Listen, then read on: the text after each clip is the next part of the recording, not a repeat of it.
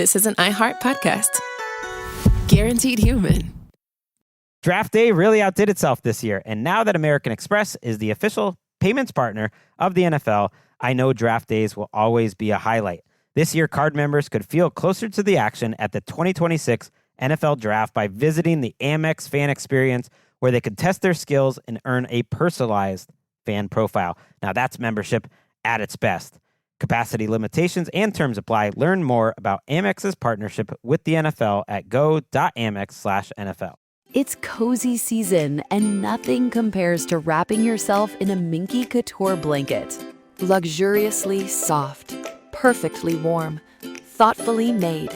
From movie nights to chilly mornings, Minky Couture turns everyday moments into pure comfort. Once you feel it, you'll understand why it's called the original best blanket ever.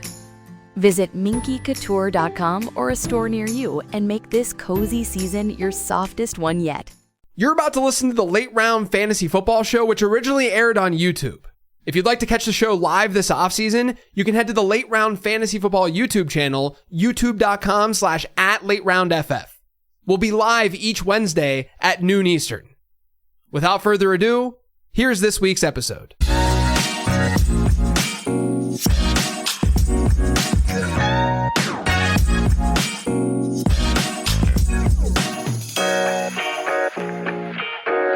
Welcome in. It's a Late Round Fantasy Football Show. I'm David Kitchen, joined by the face of Late Round, JJ Zachariason. JJ, how's it going, buddy? It's going. It's going. I just told you. I rushed to get the rankings out. Yeah. Okay, so the Dynasty rankings are all updated. It's been a whirlwind 5 days. Yes. Right? Like Prospect Guide was out on Saturday evening, as we wanted to aim for. Depending on the time zone that you're in, could have been even Saturday afternoon for some people.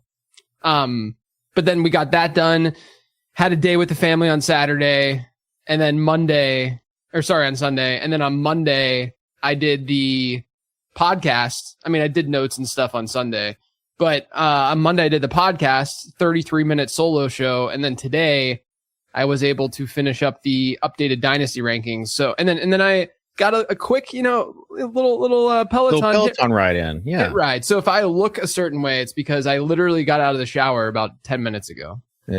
JJ, I'm not saying this because you signed my checks, but you look awesome. Thank you. I may be saying a little bit because you signed my checks. Yeah. All right. This is an interactive show. So again, if you are watching live, feel free to comment. We've got lots of people talking about their dynasty drafts. It is dynasty draft season. And speaking of that, we've got the prospect guide out, and it is updated, like JJ said.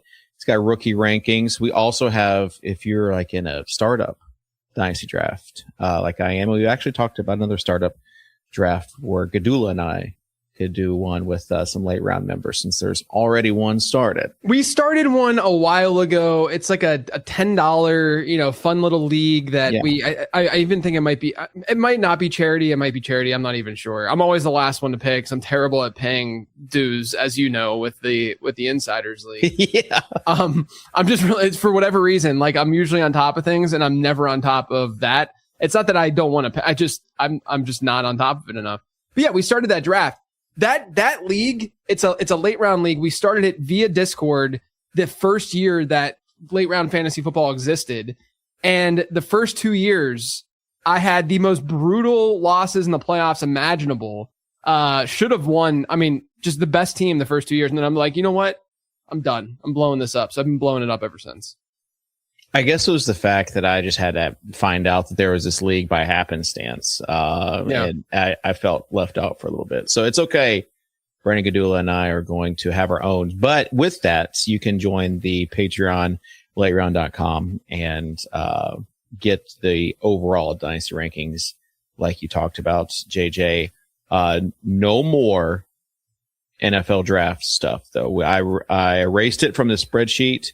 And they think that the schedule release will be around early to mid-May. So I just put a rough date estimate for there. What is that related to? The schedule release, NFL schedule release, where they release the actual games and stuff. Yeah. You've got every team that will have their own little video out there. Yeah. I like it. It's become like a new tradition. And it's also for best ball season, it's important because you figure out like the matchups there. Week 17. Yeah. Some say it's all that matters, but sometimes you just got to get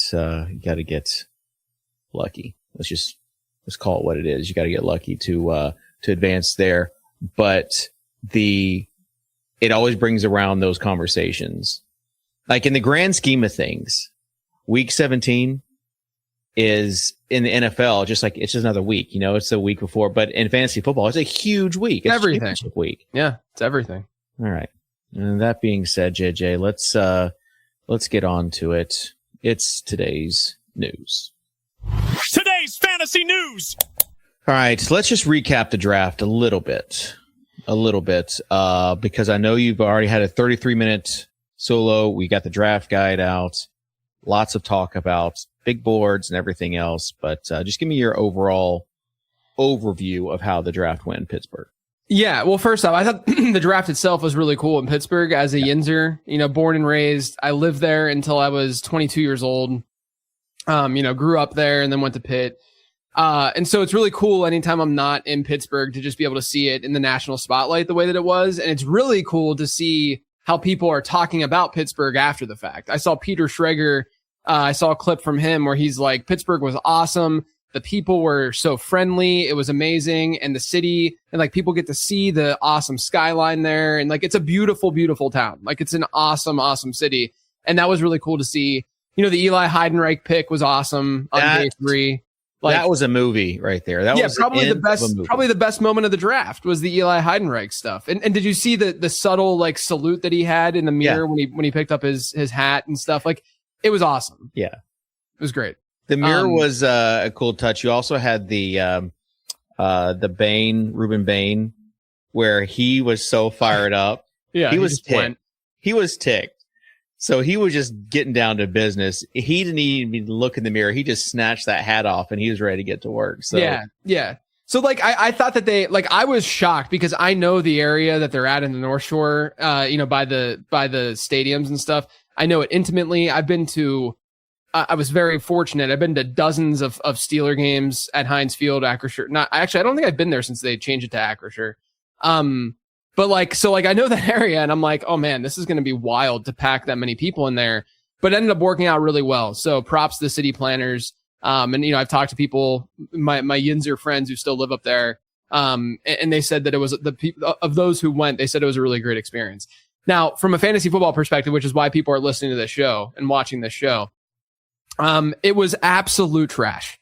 It was so bad. And people are going to go out there and you'll hear analysts say, that don't necessarily cover prospecting and don't cover the draft where they're like, oh, well, we get stuff wrong all the time. We don't know who's good and who isn't. Yeah, but we directionally know, the whole point in prospecting, the whole point in analyzing these players and their fit and how good they are is to not say definitively, I know this guy is good or I know this guy is bad. It's to say, I'm going to give myself a better edge than my league mates by knowing how good or bad this player is, especially from a dynasty standpoint versus where they were actually drafted. And you can do that through data. I mean, I have a model that has proven, that's been tested that, look, this is the 5th iteration of the prospect guide. Yes, there's been tons of misses because that's what happens with prospecting. But I think that anyone who has had the guide year in and year out has hopefully been more green than red, in the end. And that's a W, from a fantasy football perspective, because you're beating your league mates more often than not. Now, so when I say that this class sucks, and when other analysts say this class sucks, it's not just saying it in like as if we're like super pompous and we just know exactly what's going to happen, and we are so into our own evaluations and ourselves. It's like, no, we've seen what's gone on historically, and this is not a good class when you compare it to history, right? Could it change? Sure. But let's not bet on that, or let's not just say this is just like any other class because we're wrong all the time. I mean, I just think that's such a loser way to think, like it's just like the whole point in fantasy football is to find those like in any game that you play. You know, you played basketball growing up, Kitchen. Like, you're finding the micro edges to your game all the time. It's not just one giant thing that fixes your game and now everything changes. Yeah. It's these little small things that you're constantly improving. You play golf, it's the exact same thing, right? Fantasy football is another game. It's not, you don't have to go out and run and do stuff, but, you know, it's another game where you're trying to find these small edges, and there's a lot of small edges to be had. So, you know, I look at this draft class and I say, it's really bad. The fact that we're getting, you know, day 3 running backs where they're going in rookie drafts right now. And look, I'm not even faulting the ADP. You know, like, I have them going in the places where a lot of the ADP is placing them. It's just that's what we're working with this class, and that sort of leads into the next item. There were day 3 running backs because teams weren't selecting any running backs in day 2. Well, no, one of them was Kitchen. The San Francisco 49ers they were drafting day 2 running backs. Yeah.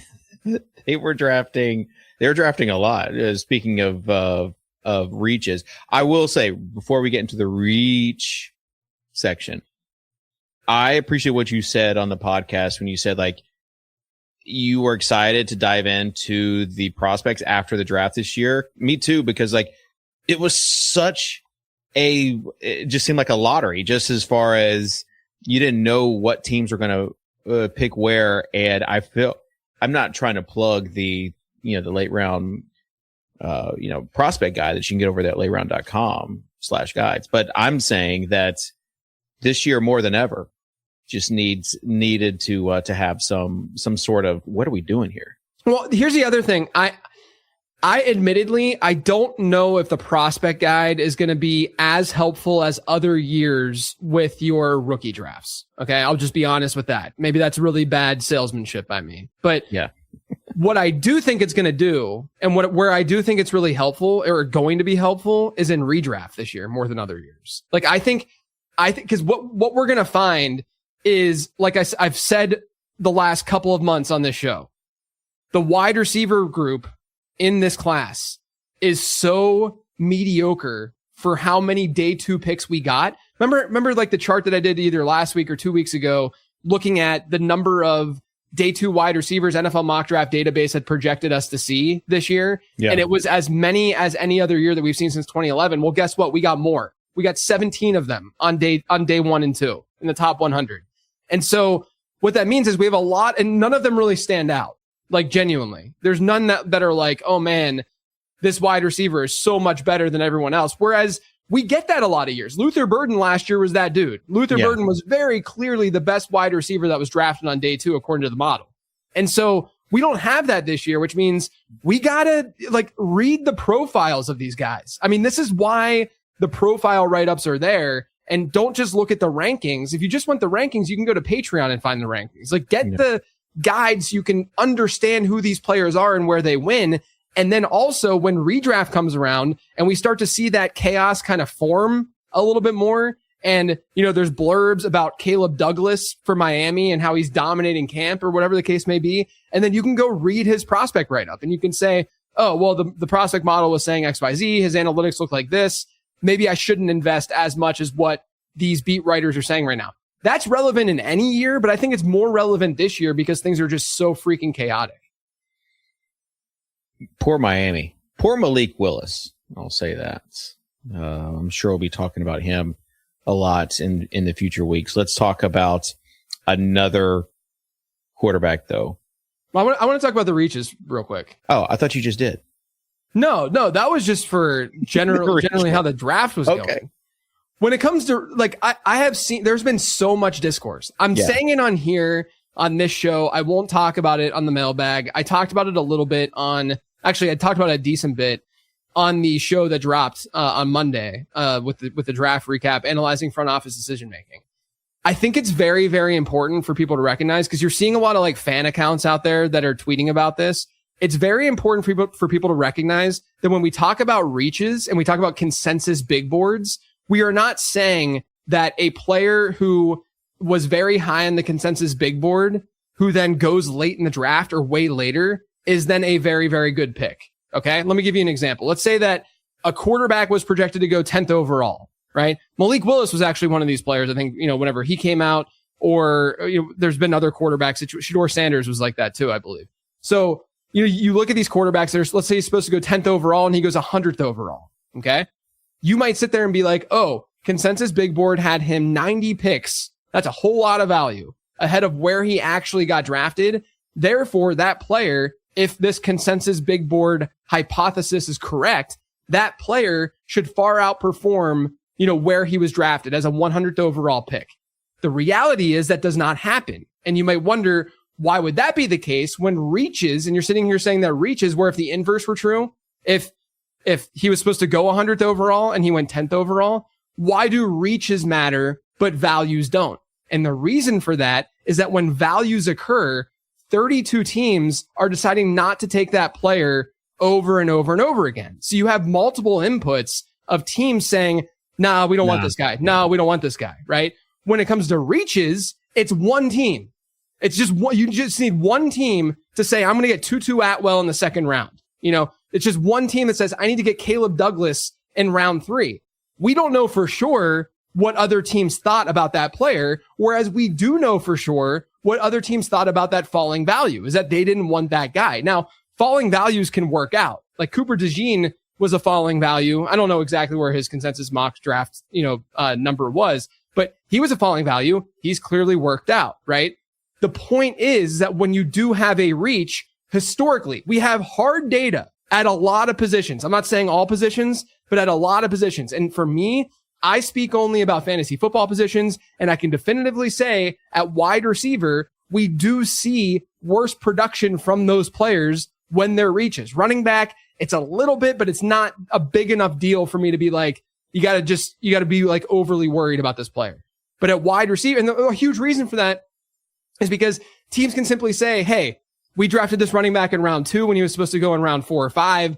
Therefore, we're going to feed this player, right? Because you can just do that at running back. And you can't really do that at wide receiver. They can run more routes, sure, but they have to be efficient on those routes. When you're on the field as a running back, you just need to get the ball. That's all that matters. So wide receiver, it does matter. And we're going to talk about that with today's data. But I think it's a really important idea to throw out there. And then the other thing that I want to say, especially with like the 49ers and 49er account fans out there, okay? I've seen people be like, oh, it doesn't matter if the 49ers are reaching. Just look at what they did with like George Kittle. Guys, George Kittle went 30 picks after consensus, where the consensus had him on the big board. Like, this isn't about finding value. Any team can find value. And I would argue a lot of day 3 picks are going to have way more randomness than you want them to have, right? Like walking into Brock Purdy, yes, there's some skill involved in being able to say, I'm going to get this guy. He's the last pick in the draft. You want to sit here and say that they knew exactly what Brock Purdy was going to be. Yeah. You want to sit here and say that the Patriots knew exactly what Tom Brady was going to be. The real value is the fact that Kyle Shanahan is an awesome head coach and he's able to develop that player into what he is today. Bill Belichick saw something in Tom Brady and was able to develop Tom Brady, right? It's still incredibly lucky to get those players that late in the draft, to get those in Tom Brady's case, the best player of all time, right? And so I do think that's important to just at least have some humility with this stuff. You can't just say, hey, the good stuff, we were all over that, but the bad stuff, we just got unlucky. No, that's not how this works. You more than likely got pretty lucky with a day 3 hit. And when it comes to day 1 and 2, I do think that at least being respectable, like at least respecting that big board to a degree is really, really important. You can reach every once in a while. It's not the end of the world. I saw a tweet that was something along the lines of reaching is like breaking the law, where you're going to drive over the speed limit. You might technically break the law every once in a while, but if you do it over and over and over again, it's a really bad idea, you know? And that's exactly how I view this stuff, where the 49ers, from a fantasy perspective and from our perspective, they're just so in the center of this right now because they made 2 reaches on day 2 and taking Dazon Stribling and then Kalen Black. Like, they were just 2 very clear reaches, and they've done this in the past, especially at running back. So, I do think that it's about arrogance and humility. And it's about these front offices just saying no, we know what we need. It's okay, you might know what you need, but at least do your best to squeeze out as much value as possible. And know the market. Like, if you want to buy some bananas, but don't say, I'm going to give you $20 for these 2 bananas. Like, right. you have to know like the market value of them. Okay. From bananas to, bananas, some might say. Aaron Rodgers is being tendered as an undrafted or as a unrestricted free agent. So I think that they know less this year than they did last year. The Steelers. Okay. They do know less this year than they did last year. However, I think that they probably have a good idea that he's going to be there. Yeah. I just wonder if like a move like that is going to be like, he doesn't, he likes to play by his own rules. So I wonder what the gamesmanship is going there. If they don't have Rodgers this year, they're screwed.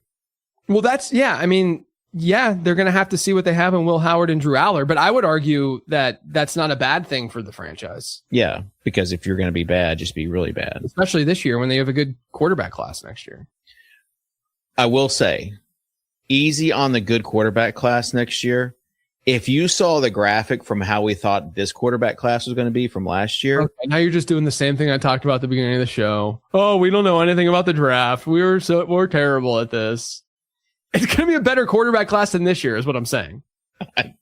I did laugh though at the top 6 of the 15 that were in like way too early. Like I do appreciate the way too early mock drafts for next year because of how hilariously bad they are. It gets closer as you see more data input, but we had Titans people saying you shouldn't take Cam Ward because the quarterback class this year. I mean, they might have been right. We'll see. All right, easy. Jaden Reed, I think we can agree on this. He gets a 3-year, $50 million deal, 20 million guaranteed. So good for Jaden Reed, who we're fans of getting the bag for the Packers. I'll tell you what, man. Every time I update the dynasty rankings, I update them and then I compare them to. I try to embed market value a little bit in my rankings because I think that's important. It's an important part of dynasty. So like you can't. We just talked about it. Yeah, you can't just go crazy. Number one, because you could be wrong, like I said. But number two, there's a value component to dynasty where you at least want to maintain that value, and it's not just about production. That's the other side of the dynasty equation. If you don't want to play the value game, then just play redraft. That's what I would say. But Jaden Reed, man, the last couple of times that I've updated the rankings, he is a huge value right now. Like it's kind of crazy how far. I think I'm like 10 wide receiver spots compared to keep trade cut, and people will say, "Oh, it's keep trade cut. It's terrible." Most other places I'm higher than on Jaden Reed. Just on the off chance that what if this is the year that they decide to move him around more and we have a very clear and obvious opening. They lose Romeo Doubs. They lose Dontavian Wicks. We have very clear 3 wide sets for Green Bay. And one of those players is Matthew Golden, who I'm actually going to be in on Matthew Golden, I think, in redraft this year. I'm not in Dynasty. But this is one of those cases where young player, I oddly like in redraft more than I do Dynasty, which is backwards to a lot of people, but the investment is totally different. Matthew Golden's a double-digit round pick in redraft, whereas in Dynasty, you're still going to have to spend something relatively significant to get him. But with Jaden Reed, I don't know, man. I mean, I think there's at least some chance we see way more Jaden Reed in 2 wide receiver sets. I felt the same way about Josh Downs a couple months ago, a month ago, whenever all the stuff was happening with that wide receiver room. And then they didn't go out and really do anything at wide receiver other than Matt Harmon favorite Deion Burks. I had to throw that one out there. Nice. I love you, Harmon.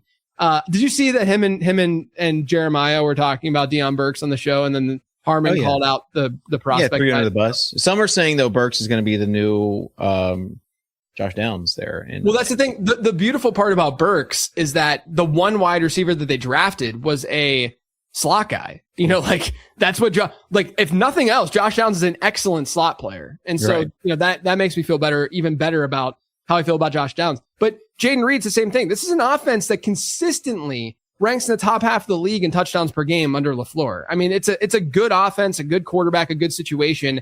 And now you only have 3 wide receivers rotating instead of the 5 guys that you would have before, in Green Bay. So I am in on Jaden Reed, early best ball, get him, dynasty right now, get him. You could send a second for Jaden Reed easily right now, just given what trade calculators might say. And the second round of rookie drafts right now is absolutely putrid. I mean, Jaden Reed's a good player. Okay. From someone who you really have liked to another person that maybe you have not liked as much. Oh, no, you can say I missed completely on QJ last year. I missed completely. He was probably one of my biggest misses last year. Well, I mean, it wasn't just from you, but the Chargers pick up QJ's 5th-year option heading into this season. Thoughts on that? Yeah, I mean, I'm not surprised because I think that he can play a role for real football. I am really interested to see Brennan Thompson play in that offense because QJ has taken a lot of those vertical routes in the offense, but it's a brand new one with Mike McDaniel. So who knows how he's going to deploy him. I mean, I thought QJ was kind of an interesting name to just throw a dart at earlier this offseason with the Mike McDaniel news, because I think McDaniel's really good at his job, and the offense itself, you get your tackles back. The run game should be a lot stronger. Marion Hampton into year 2, they get Keaton Mitchell, who I think is a perfect complement to Hampton. Kamani Vidal is a good player. So their backfield looks great. The offensive line is going to look so much better. Justin Herbert is a top 10 quarterback from a talent perspective. And then they have these, you could look at, Ladd McConkey's awesome, right? But then you have a lot of question marks at wide receiver on that team. But that's why, the market's reflecting that. And you have the rest, the infrastructure is there elsewhere. So I'm fine with throwing darts at those players, including a Brennan Thompson in rookie drafts, because he has the skill set and the speed that Mike McDaniel has loved in the past. I don't know if people saw it, but I sent a tweet right after Brennan Thompson was drafted. I sent a tweet that said, it's the most Mike McDaniel, what of all time, or something like, or most Mike McDaniel, something like that of all time. Like it was very clearly a Mike McDaniel pick. Yeah. Mike McDaniel pick. And then Mike McDaniel, there's a video from the Chargers that came out 24 hours later, and he's like, hey, what do I got to do to get Brennan Thompson? It was clearly his dude. So I'm very excited to see how they deploy him. He's more than likely going to just be like a fun vertical threat, JJ Nelson kind of player. But his number one comp in the model was Tank Dell. The model didn't like Tank Dell nearly enough. And it doesn't like Brennan Thompson, I think, enough for what he could do within this offense. Yeah, I love those teams are doing more and more of those behind the scenes stuff, and I can't get enough of it. Some of that stuff is just awesome. All right. Oh boy. Generally when you have a franchise tag, it goes okay. They sign the franchise tag, everything works out. That's for just normal, just players and teams. George Pickens might not be as normal of a player. He has yet to sign this tag. At what point do we become concerned? Because it is George Pickens. Yeah, I mean, I think what's he got to play, like week 10 or something to accrue a season? I remember back in the day, I was really into the accrual stuff and understanding the Le'Veon Bell saga. Yeah, I think it was the Le'Veon Bell season probably. That was probably understanding when he would have to play. And with Pickens, I think the way the rules are now, it's week 10 or something like that. He could hold out until. I mean, I think it's a little bit of a risk that you can bump him down slightly. But the problem is, I don't think Pickens has the history of someone who can get away with something like this. There's the Steelers having traded him, more rumors than facts or evidence, I would say, of him being an off the field problem. Right. Yeah. It does seem like it's a case where the narrative is a little bit more extreme than the reality. I just think he's an interesting dude. I mean, remember him on draft when he's just staring at the TV, and it's just a really I just think he's a different kind of guy. But he's awesome, right? He dominated last year. I wanted the Titans to draft him. Yeah, the Cowboys need George Pickens, and so whether that means a long-term deal or not, we'll see. But I think that's part of the problem, is that I think Pickens can ride this out at least a little bit, because I think Dallas needs him more than he might need Dallas in this case. So what else is there other than this franchise tag? That's what I'm saying. You just hold out until, and then what does that do for your brand and tarnishing your brand further within the NFL and within NFL circles for a future contract? Yeah. I mean, it's I'm not going to sit here and pretend I have any idea how this is going to go down. But I do think that you probably should at least discount him slightly, a little bit, versus where his projection might be. Yeah. All right. Diego Pavia, 3-year deal with the Ravens. Why are we talking about this? I don't know. Why? You mean Taysom Pavia? Is that who you're referring to here? Hey, some are saying that he is basically the same size as Bryce Young.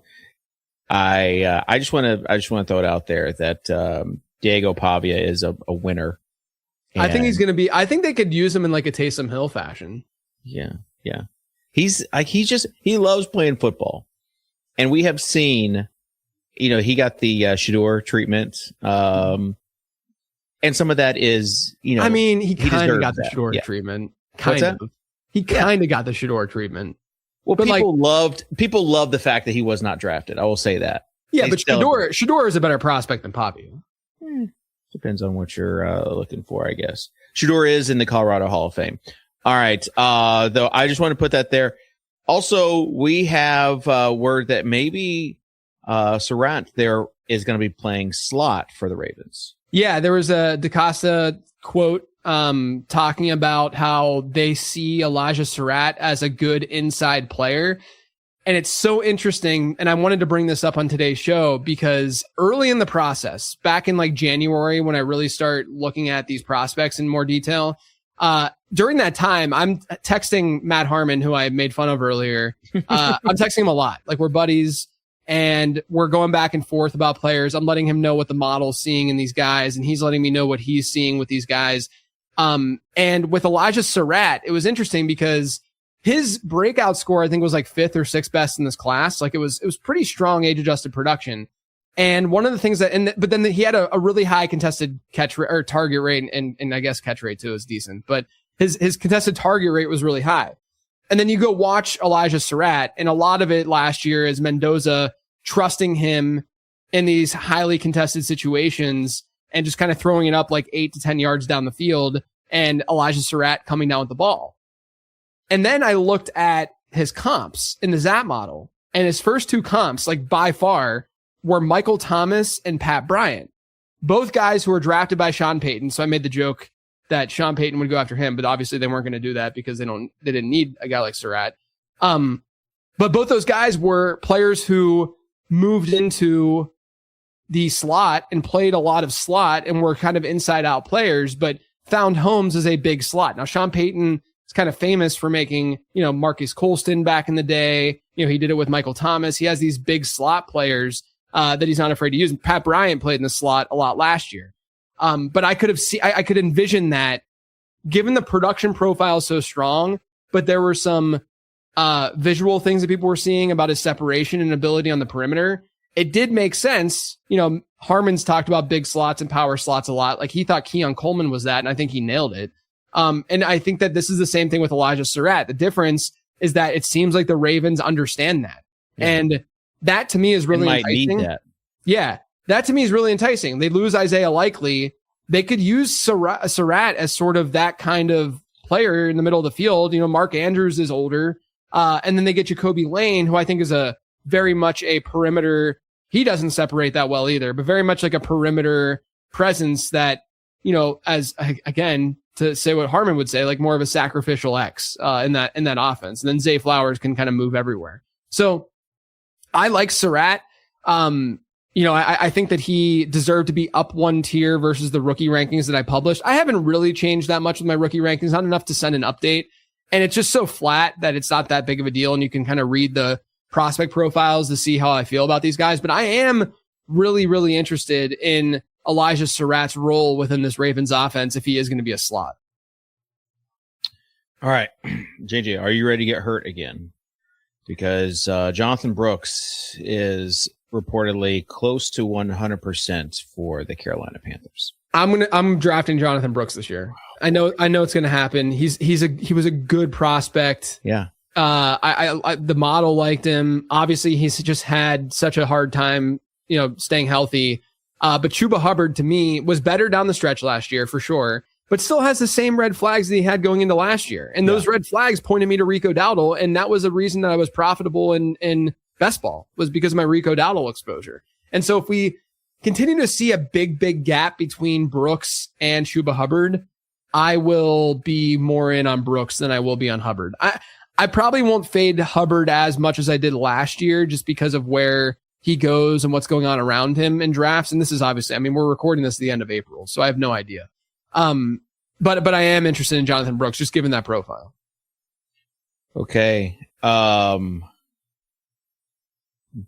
We had word that Jerry Jeudy was going to be the bell cow out of Cleveland, LOL. But I want to add something here. Someone posted this in our chat. So if this is fake, just know that this is in the news and rumors chat.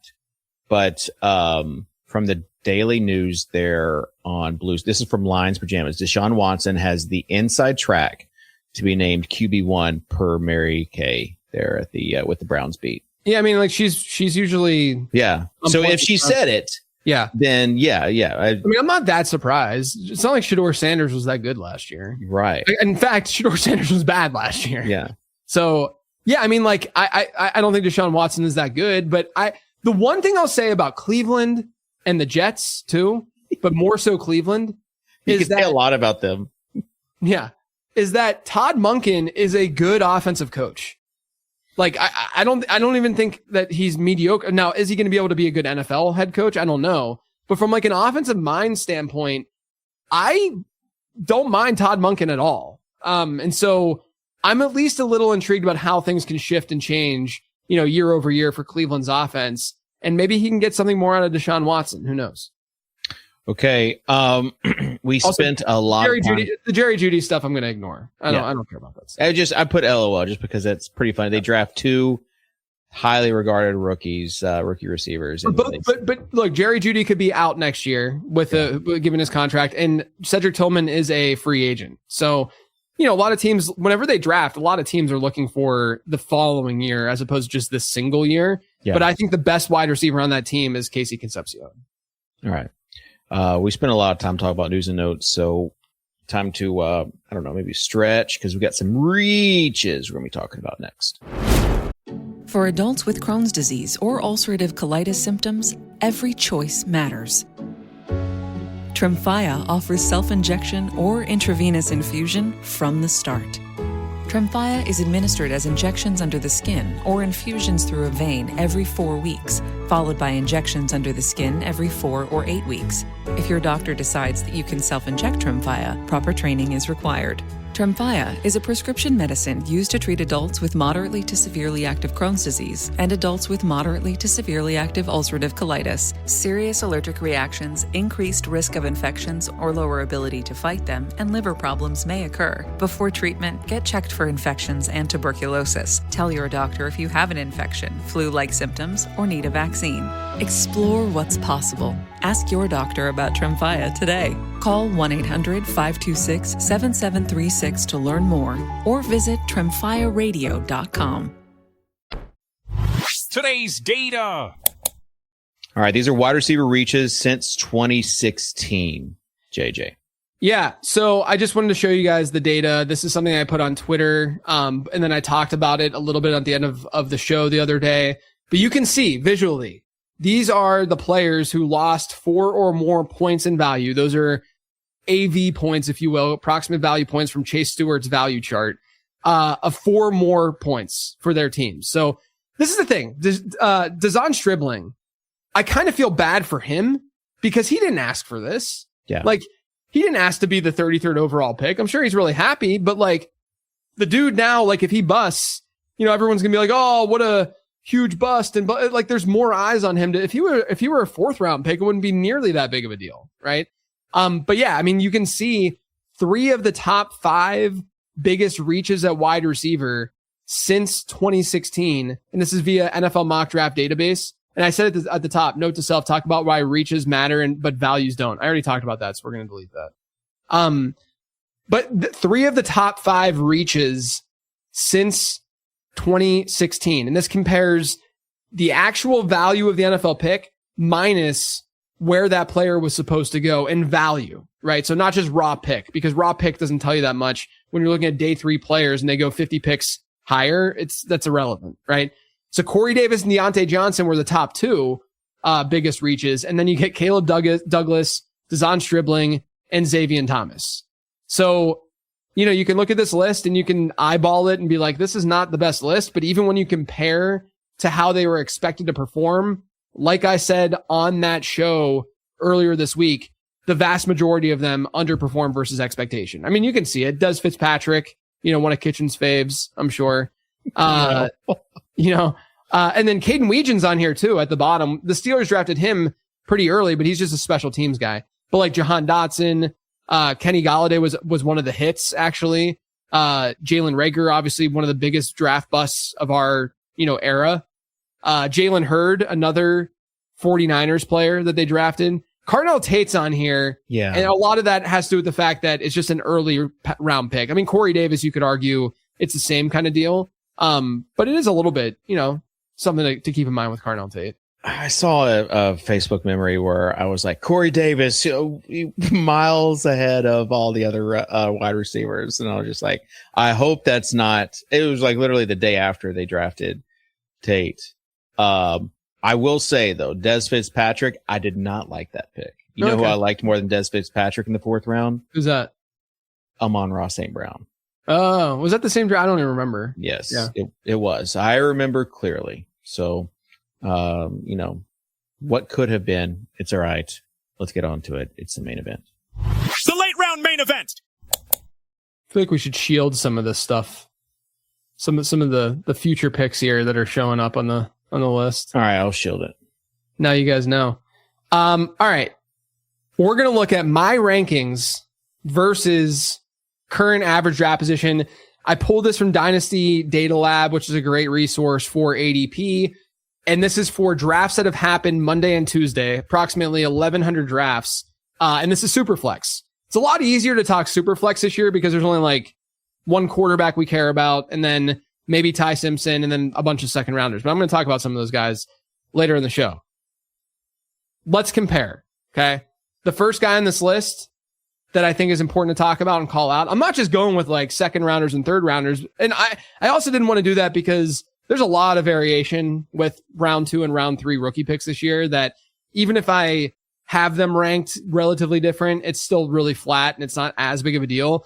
I mean, I think one of my stands that I've taken is that, and they're in the same tier to be fair, but I do have Jordan Tyson above Fernando Mendoza and Carnell Tate. Jordan Tyson ended up with a prospect score, a ZAP score of 96 in the model. Carnell Tate was a little bit below that. And technically, they are in 2 different categories. Jordan Tyson was a legendary performer and Carnell Tate is an elite producer. Now, I got a tweet and I got a question about this where the tweet was something along the lines of like, how high would Carnell Tate have to go in order to be an elite producer? I wouldn't be looking at it that way. Don't look at the categories as like, oh, you have like Carnell Tate had a score of 88 and elite producers start at 90.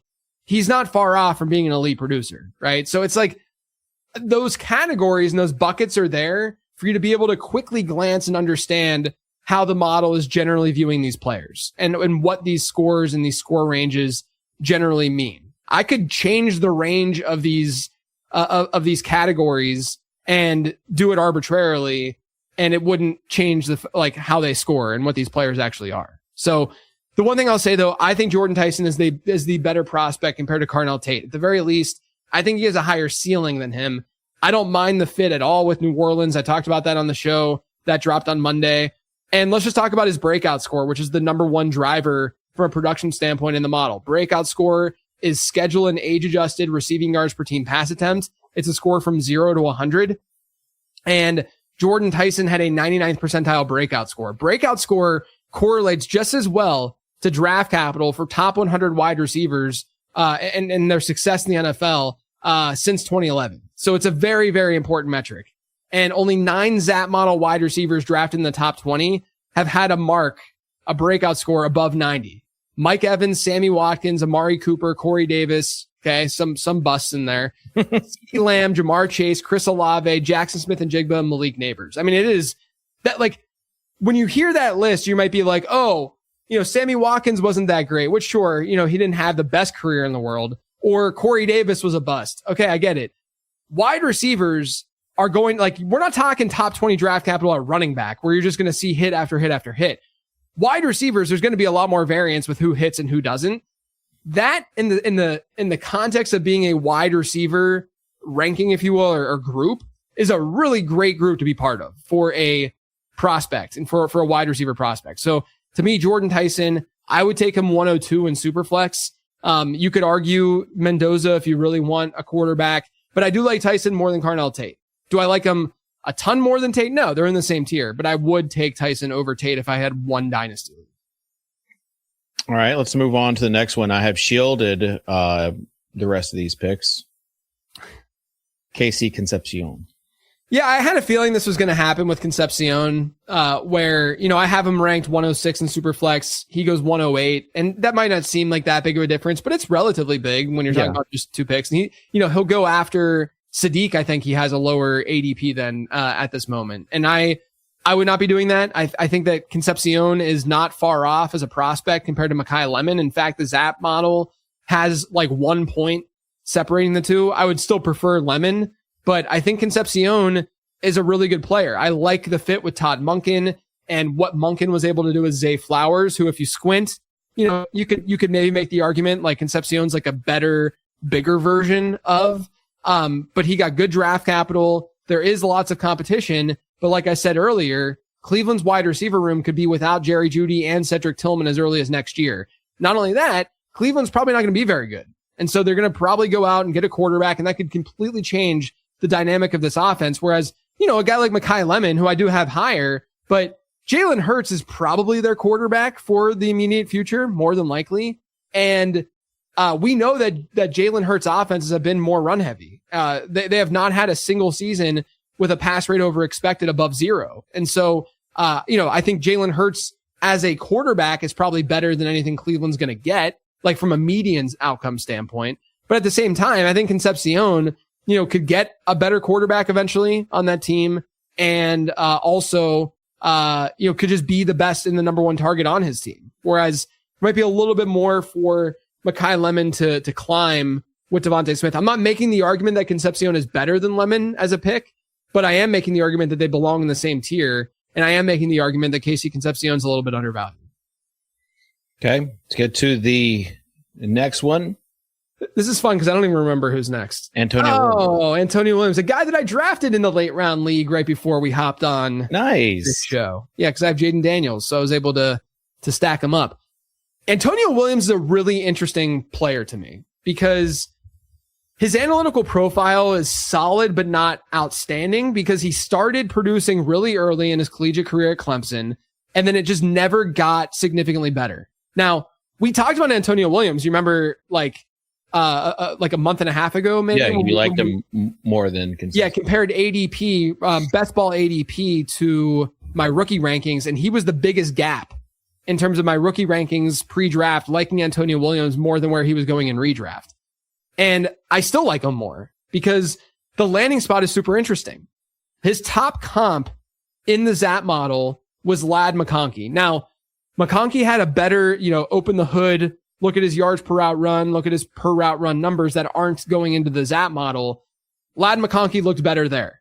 But both players had comparable breakout scores, had comparable, versatility in their production profiles where they would get some, end arounds and get some work on the ground. And they were similarly sized, and, Ladd was projected to be a slot, but he didn't play as much in the slot. The thing is, Antonio Williams played a lot in the slot, 78% slot rate in college.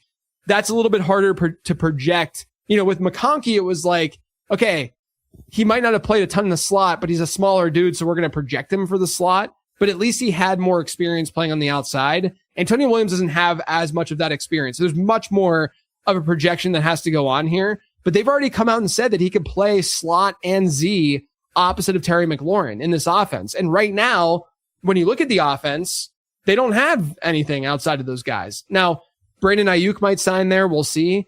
But I think that the landing spot combined with so many question marks at wide receiver in this class, I like Antonio Williams a little bit above ADP. For adults with Crohn's disease or ulcerative colitis symptoms, every choice matters. Tremfya offers self-injection or intravenous infusion from the start.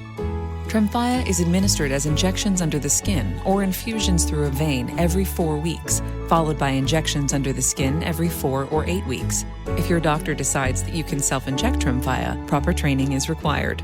Tremfya is a prescription medicine used to treat adults with moderately to severely active Crohn's disease and adults with moderately to severely active ulcerative colitis. Serious allergic reactions, increased risk of infections or lower ability to fight them, and liver problems may occur. Before treatment, get checked for infections and tuberculosis. Tell your doctor if you have an infection, flu-like symptoms, or need a vaccine. Explore what's possible. Ask your doctor about Tremfya today. Call 1-800-526-7736 to learn more or visit tremfyaradio.com.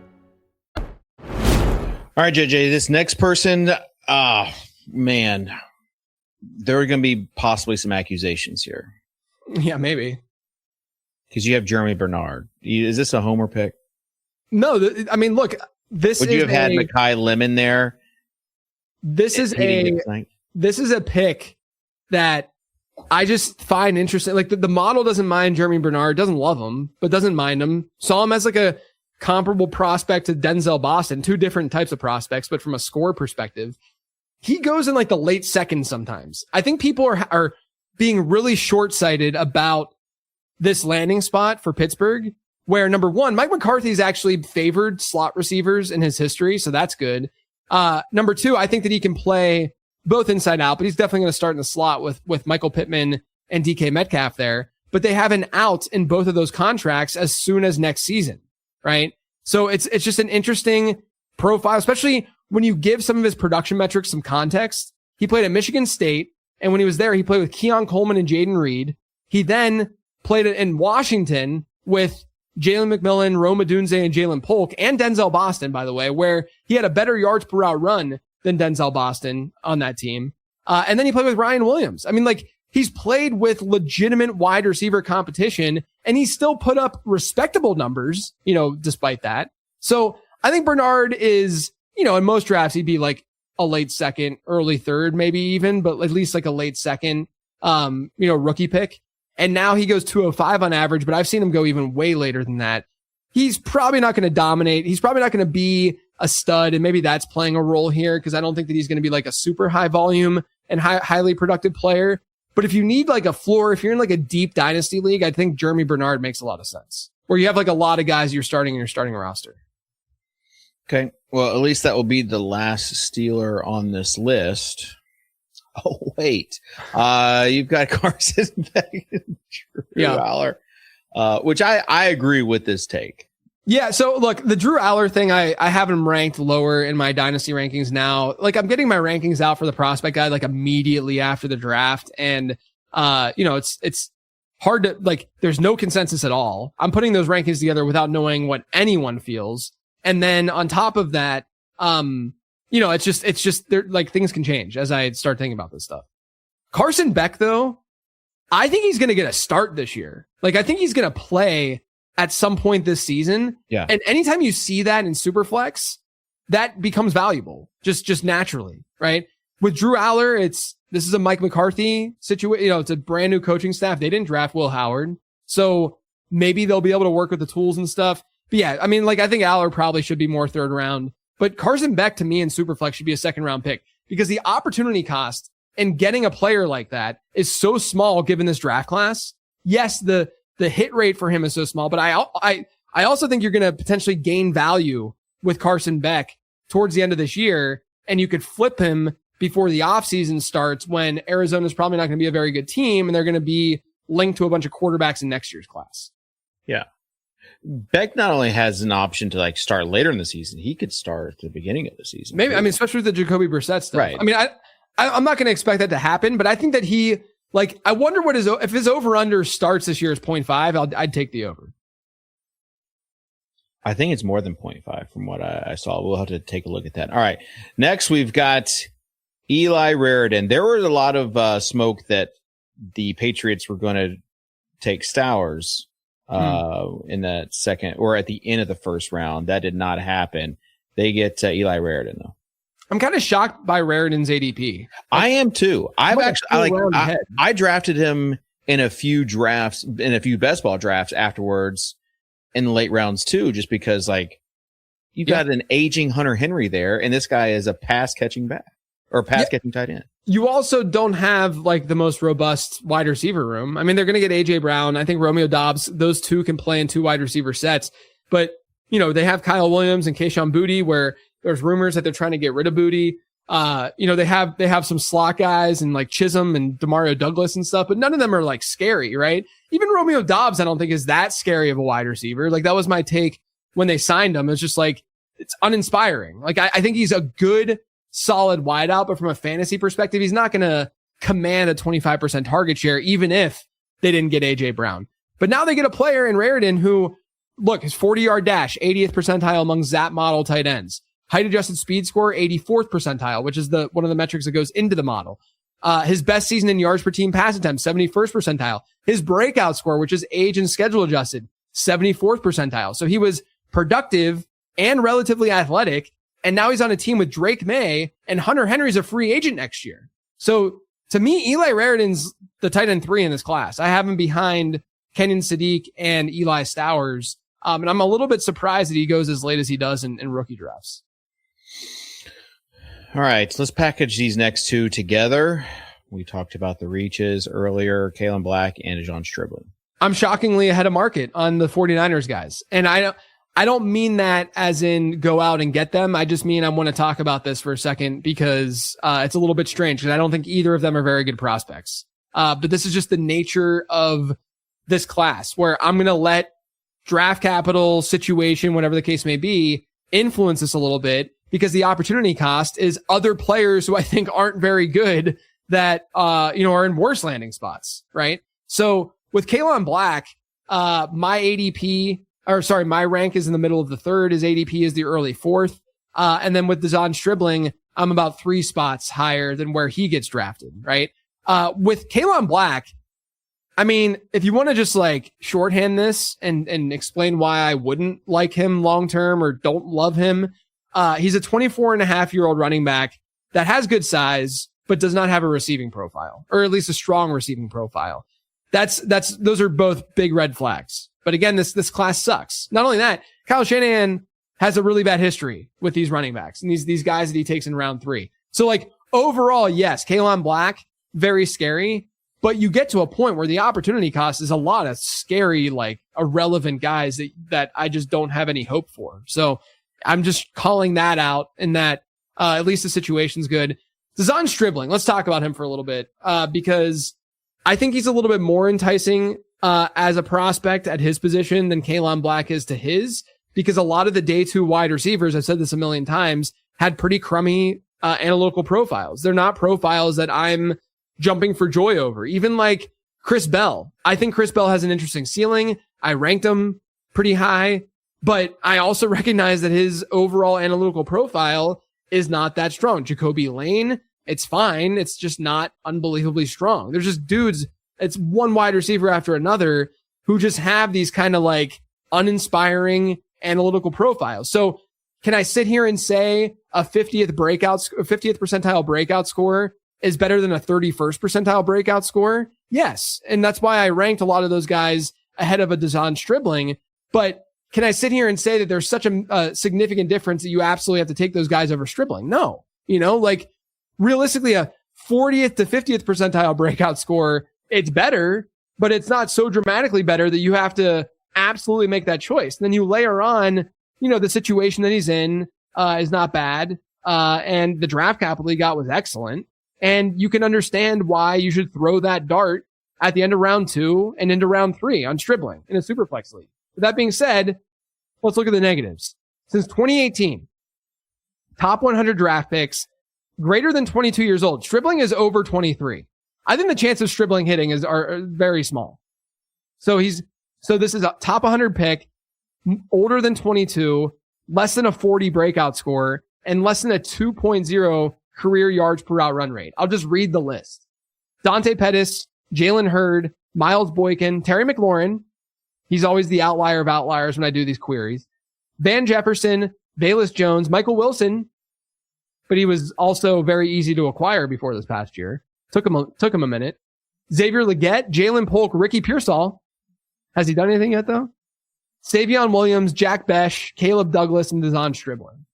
It's not a good list. It's just not a good list. So I fully understand the hit rate here for a profile like this is very, very small, but you have to look at it when you're looking at game theory and you're looking at the ADP board. You have to say to yourself, okay, but what about this guy that's going after him?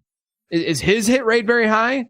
No, it's not. I mean, that's what we're looking at with these day 2 wide receivers. Like the majority of them, if not all of them, have major, major red flags. And that's why rookie drafts just kind of suck this year.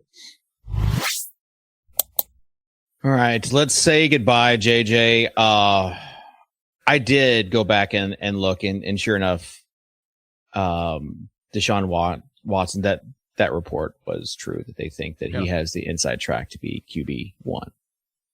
That was a guy. I mean, man, you talk about best ball or late round. 2 years ago, I drafted a lot of Deshaun Watson. Oh, I did too. I am like, it became a part of my brand, unfortunately, because I thought that he was such a good value. So, sometimes we learn, sometimes we don't, and we'll see what happens there.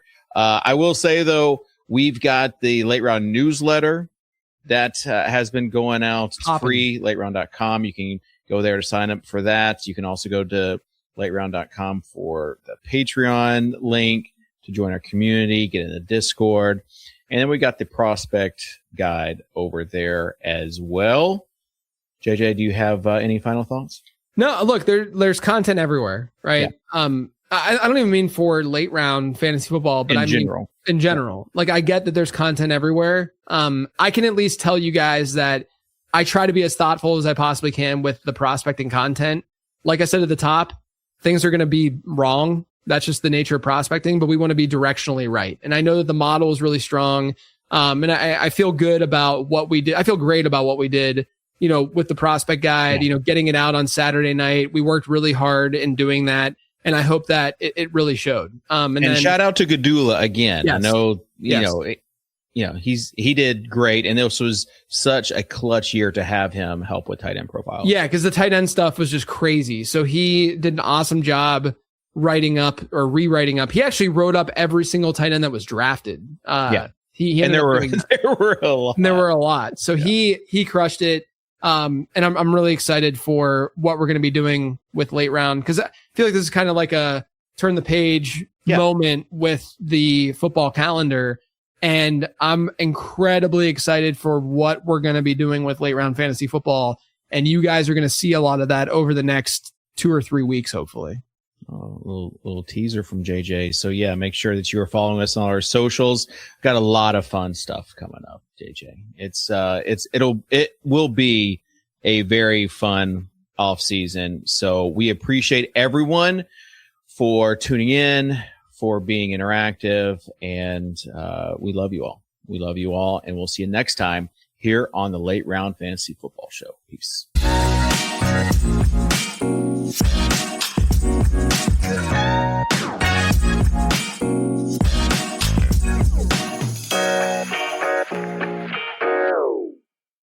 This is an iHeart podcast. Guaranteed Human.